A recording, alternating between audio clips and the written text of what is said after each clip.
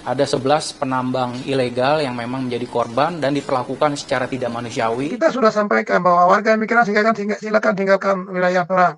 Itu kita melaksanakan fungsi perang hukum humanitarian internasional, kita sudah lakukan. Ada pasal yang mengatakan bahwa warga sipil harus diamankan sebelum perang. Kita sudah lakukan.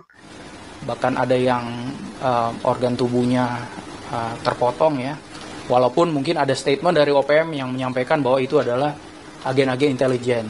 Panglima TNI ini bilang, Menhanka bilang kita juga untuk melindungi orang Papua. Mana? Kapan Anda pernah melindungi orang Papua? Datang pun orang Papua, siksa, bikin budak.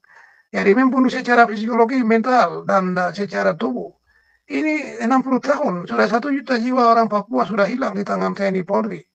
Friends, welcome to the Manuscript Papua YouTube channel. Selamat datang di channel YouTube Manuskrip Papua. Siaran pers ini disampaikan oleh manajemen Markas Pusat Komnas TPNPB dan diteruskan kepada semua pihak oleh Sebi Sambom, juru bicara TPNPB OPM. Teman-teman, jangan lupa untuk memberikan komentar positif dan salam hormat dari channel YouTube Manuskrip Papua. Manuskrip Papua. Get ready for the countdown. 3, 2, 1. Selamat malam kepada semua pihak. Saya Sebi Sambom, juru bicara Komando Nasional Tentara Pembebasan Nasional Papua Barat dari Pengendali Manajemen Markas Pusat. Kami perlu sampaikan menanggapi tanggapan Menhan buka suara ini. Pak, update KKB yang di Yahukimo dong Pak, saat ini seperti apa? Iya, jadi memang kalau bicara yang kemarin ya, penyerangan KKB di Yahukimo, kita tahu bahwa di Papua ini kan banyak propaganda yang memang menyasar kepada pemerintah Indonesia. Nah, tentunya pelibatan TNI ataupun aparat lain di Papua ini adalah bentuk dari hadirnya negara. Kita menginginkan Papua itu yang sejahtera, sama seperti dengan provinsi-provinsi lain yang ada di Indonesia. Nah, operasi-operasi yang dilakukan itu memang menggunakan beragam pendekatan, mulai dari kesejahteraan, kemudian pendidikan, ekonomi, sampai dengan keamanan. Karena kita tahu bahwa di Papua memang ada isu organisasi yang menamakan dirinya OPM, yang memang sering melaksanakan propaganda, dan bahkan terkait dengan insiden terakhir itu yang disasar adalah warga sipil. Ada 11 penambang ilegal yang memang menjadi korban dan diperlakukan secara tidak manusiawi. Mereka dibunuh dengan sadis, bahkan ada yang organ tubuhnya terpotong ya. Ini tentunya juga perbuatan yang memang tidak bisa ditolerir karena sudah melanggar kemanusiaan. Walaupun mungkin ada statement dari OPM yang menyampaikan bahwa itu adalah agen-agen intelijen. Nah, kita makanya dalam proses evakuasi ini memang saat ini mengedepankan kepolisian untuk membuktikan bahwa yang dijadikan korban oleh OPM itu benar-benar adalah warga sipil. Mungkin teman-teman media masih ingat beberapa waktu lalu itu ada juga guru, bahkan pada saat beberapa waktu lalu juga ada juga tenaga kesehatan yang memang mendharma baktikan untuk membangun Papua. Tapi memang susah ketika ada organisasi yang punya ideologi, ingin mungkin memerdekakan diri dan mungkin punya agenda tertentu, akhirnya memukul rata sampai warga sipil pun dibilang sebagai agen intelijen, dan ini tidak benar. Makanya saya klarifikasi, apa yang dilakukan OPM di Yahukimo itu sangat tidak berperi kemanusiaan dan menyasar warga sipil. Jadi propaganda yang dilakukan dengan menyebutkan bahwa itu adalah agen intelijen dari TNI itu sama sekali tidak benar. Nah, jadi makanya saya minta tolong teman-teman media membantu juga nanti mengklarifikasi, sehingga bukan hanya di dalam negeri tapi di luar negeri, karena mereka narasinya di luar negeri, mereka banyak punya perwakilan-perwakilan yang secara individu mendekati baik itu dari LSM, tokoh-tokoh pemerintahan untuk menyebarkan propaganda. Nah, dewasa ini kita tahu bahwa ada misinformasi itu masih bisa dimaklumi, mungkin secara tidak sengaja. Tapi ketika kita melihat disinformasi atau malinformasi, itu adalah memang penyesatan informasi yang dilakukan untuk merusak dan menyesatkan pemikiran ataupun persepsi yang melihat ataupun mungkin membaca. Jadi nanti tolong teman-teman media membantu menyuarakan apa yang memang terjadi di sana. TNI pada prinsipnya selalu akan menjaga kepentingan negara kesatuan Republik Indonesia, baik itu untuk kedaulatan, keutuhan wilayah, dan keselamatan bangsa. Masyarakat sipil, baik itu yang orang asli Papua ataupun yang pendatang di sana, itu adalah tugas TNI untuk menjaga, karena itu bagian dari keselamatan bangsa. Dan Papua sendiri merupakan wilayah teritorial Indonesia. Oleh karena itu jangan sampai nanti karena ada propaganda, ada pernyataan yang menggunakan video dokumentasi, kemudian disebarluaskan ke luar negeri, terbentuk opini seakan-akan itu adalah benar. Banyak memang disinformasi yang beredar, apalagi dengan ada media sosial, yang digunakan narasi-narasi yang menyudutkan pemerintah dan TNI. Nah, saya berharap memang masyarakat ini bisa lebih jeli lagi, dan tentunya kita tidak bisa hanya bekerja sendirian, Kemhan dan TNI. Berbicara Papua ini adalah harus multidimensional, karena saya sampaikan tadi ada isu kesejahteraan di situ, pendidikan, ekonomi, kesehatan, termasuk sampai dengan keamanan. Itu proses evakuasinya sudah selesai atau kemudian masih berlangsung ya, karena untuk pos yang terdekat jaraknya juga cukup jauh, dan langkah yang diambil, yang diputuskan oleh Mabes TNI adalah kita mengedepankan teman-teman dari kepolisian untuk membuktikan bahwa tidak ada sama sekali koneksinya warga sipil yang sudah dibantai oleh mereka, oleh OPM secara membabi buta. Ada kurang lebih sekitar 11 yang menjadi korban, kemudian dikait-kaitkan bahwa itu adalah agen intelijen.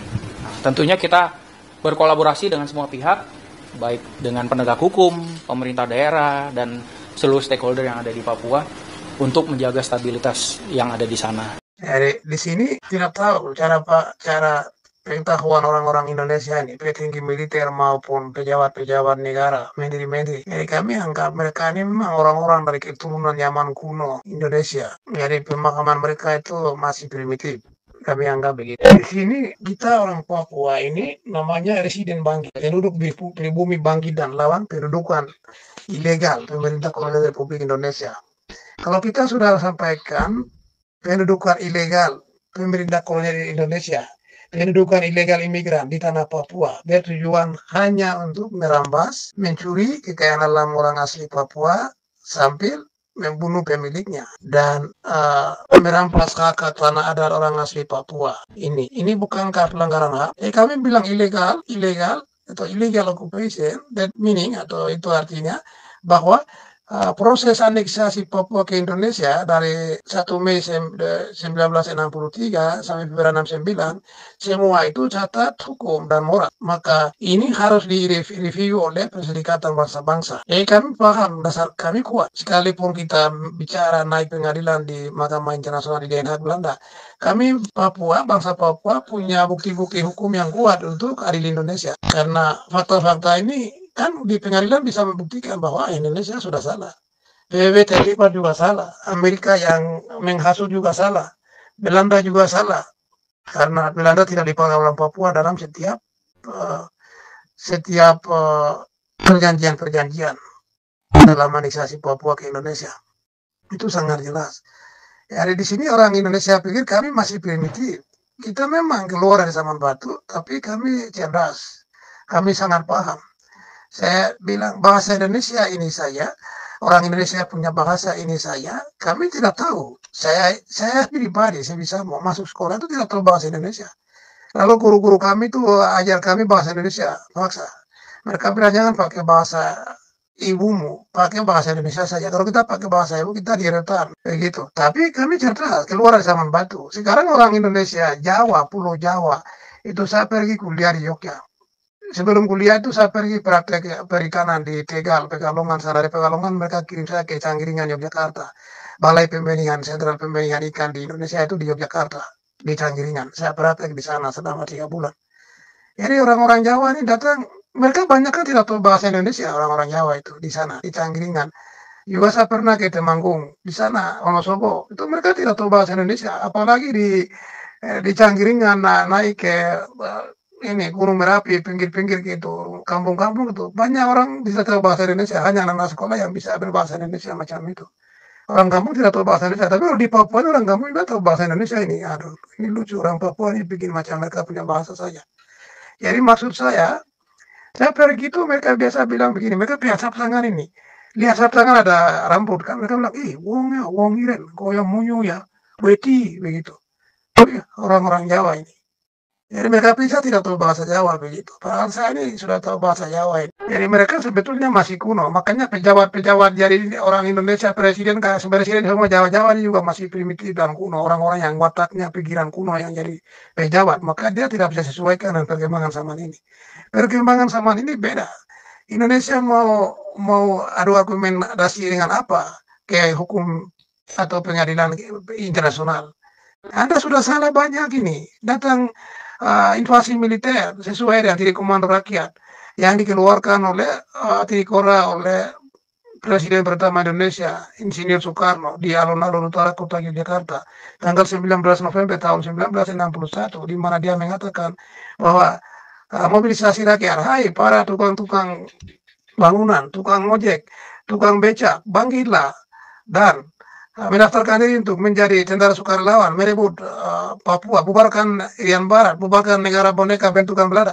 Soekarno sudah mengakui kami punya negara. Maka dasar hukum itu dari pembentukan Parlemen Igunyara di Papua dan Dewan Igunyara itu yang membentuk panitia, yakni panitia komite nasional yang sekarang KNPB. Mereka yang bentuk susun semua kabinet itu dan bentuk Nigunyara, Dewan Nigunyara, kemudian dari Dewan Nigunyara dan mengumumkan embrio negara 1 Desember. Itu cara-cara memberikan kemerdekaan, cara-cara orang-orang kolonial Eropa, Amerika, Australia itu sama. Jadi contoh Papua Nugini, Solomon Island, Vanuatu, semua ini berikan kemerdekaan sederhana saja dengan cara begitu. Bilang kamu kasih naik bendera, pelan-pelan kasih kemerdekaan. Contohnya Bougainville. Sudah referendum tapi masih ditahan. Ya dia 7 tahun kemudian kasih kemerdekaan. Itu cara Melanesia, cara Pasifik. Yang orang-orang Barat mereka sudah tahu kita punya karakteristik, kita punya budaya, tradisi. Maka mereka buat begitu. Sama juga Papua Barat. Sudah berikan kemerdekaan. Itu pelan-pelan sudah serahkan oleh Belanda membina kami. Itu begitu. Jadi di sini Indonesia mau argumentasi apa? Logikanya apa? Anda mau mengklaim diri Papua milik Anda? Tidak ada sama sekali. Di sini tidak ada dasar hukum untuk Anda mengklaim. Anda jelas-jelas merampok. Firman Tuhan orang Kristen tuh mengatakan tadi saya bilang 10 hukum Tuhan yang Musa terima. Katanya 10 hukum batu lo batu. Ya, waktu perbudakan oleh orang-orang Mesir kepada orang Israel dan keluar dari Mesir dalam perjalanan di Gunung Horeb. Musa terima lo batu. Itu isi salah satunya itu. Jangan berzina, jangan mengingini istri sesamamu, atau mengingini barang atau rumah sesamamu, kekayaan orang sesamamu. Ini firman ini sudah ditulis, ini kebenaran. Tapi orang Indonesia ini rakusnya bukan main, bukan manusia, saya bilang itu. Ini mereka manusia yang berwatak binatang. Maka datang untuk mencuri kekayaan alam orang Papua sambil membunuh orang asli Papua. Jadi Anda pikir ini seperti zaman dulu? Tidak, generasi kami ini bangkit, bangsa Papua. Saya generasi ketiga yang ikut berjuang. Dan anak-anak kami yang sekarang bangkit generasi 4 kita kategorikan. Kita klasifikasi. Jadi kami tidak akan berhenti berjuang, perang akan semakin lanjut. Dan di sini bilang kita sudah sampaikan bahwa warga migran silakan tinggalkan wilayah perang. Itu kita melaksanakan fungsi perang hukum humanitarian internasional kita sudah lakukan. Ada pasal yang mengatakan bahwa warga sipil harus diamankan sebelum perang. Kita sudah lakukan. Kalau Panglima TNI ini bilang Menhanka, bilang kita juga untuk melindungi orang Papua. Mana? Kapan Anda pernah melindungi orang Papua? Datang orang Papua, siksa, bikin budak. Jadi membunuh secara psikologi, mental, dan secara tubuh. Ini 60 tahun, sudah 1 juta jiwa orang Papua sudah hilang di tangan TNI Polri. Orang Indonesia, lewat racun, makanan, minuman, bunuh kami. Lewat senjata. Jadi cara malu di mana? Ya, Indonesia harus punya perasaan sedikit lah. Sekarang tidak ada cerita banyak, omong kosong banyak, pemerintah, pemimpin Jakarta. Prabowo Subianto dan kabinetnya. Rendah hati duduk di meja perundingan dengan kami. Harus bersedia. Kalau tidak, kami akan paksa Anda. Anda akan kena terjebak dengan taktik strategis kami. Kami kirim kamu ke meja perundingan. Jangan salah. Kamu pikir kami bodoh. Kami sudah cerdas. Indonesia, jangan main-main. Terus terang saja. Kami sampaikan. Ya, mau main-main dengan kami sangat siap. Begitu, hormat. Jadi orang yang migran di wilayah perang kami sudah mulai dari sekarang tinggalkan. Kami tidak butuh Anda, kami sudah bilang. Sekolah ke apa itu setelah Papua Merdeka baru kita urus. Sekarang pikir hanya Papua Merdeka harus lebih cepat. Kita akan bakar, hancurkan gedung-gedung kota, kampung, semua harus bakar.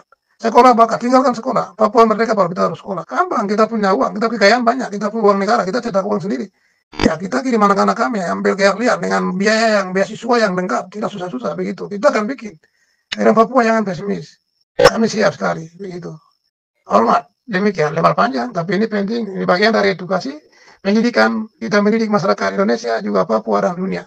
Karena masalah Papua ini Jakarta sembunyikan. Tapi saya pintar pandai apapun Anda sembunyikan, bangkai itu pasti akan bau. Dan ketahuan juga, ini sudah sedang terjadi. Kami sangat siap sekali. Demikian. Terima kasih atas perhatian dan kerjasama yang baik. Wah. Teman-teman, terima kasih banyak telah menyaksikan siaran di channel YouTube Manuskrip Papua. Kami sangat menghargai setiap dukungan yang kalian berikan. Tanpa kalian, perjalanan channel ini tidak akan terasa seistimewa ini. Salam dan hormat dari YouTuber Manuskrip Papua. Manuskrip Papua.